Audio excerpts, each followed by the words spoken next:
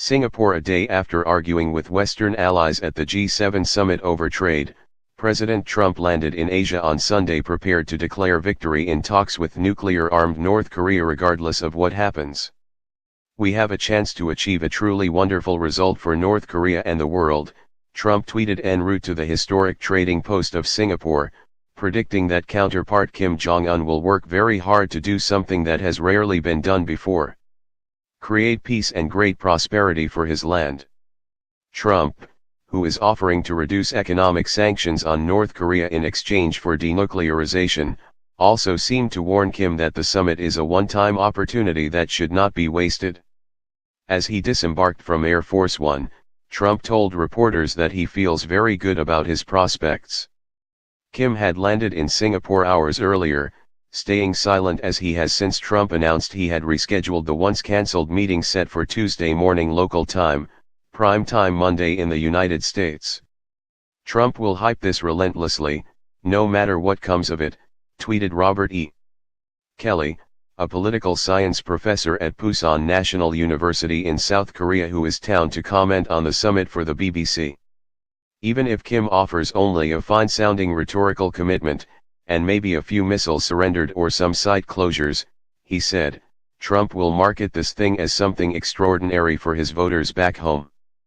Few people expect Kim to commit to what some Trump administration officials call CVID, complete, verifiable, and irreversible dismantlement of nuclear weapons programs, certainly not at this meeting, and perhaps not ever.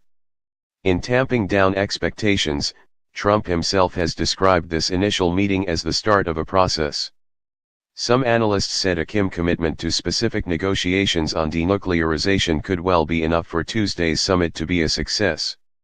Olivia Enos, policy analyst with the Asian Studies Center at the Heritage Foundation in Washington, D.C., said a successful summit would move beyond mere statements about denuclearization. It would instead lay out practical steps with requisite commitments from North Korea that demonstrate that it understands, accepts, and is committed to achieving denuclearization as the U.S.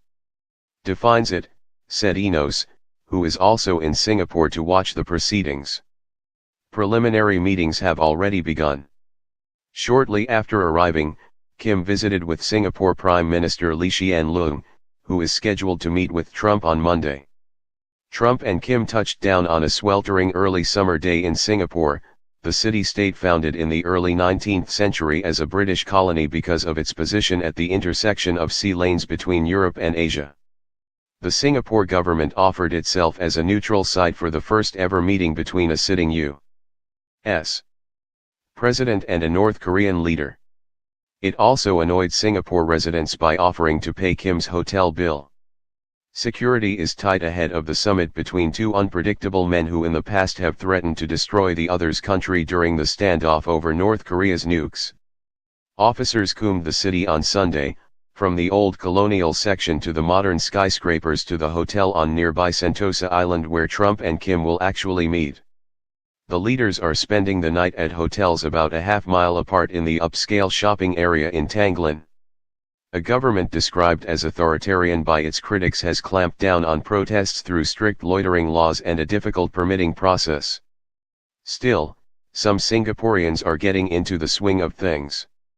Trump and Kim lookalikes held a summit of their own at a local shopping mall, while one bistro is offering a libation known as the Trump-Kim Bromance, beer, tequila, Diet Coke, and the Korean distilled rice liquor known as soju.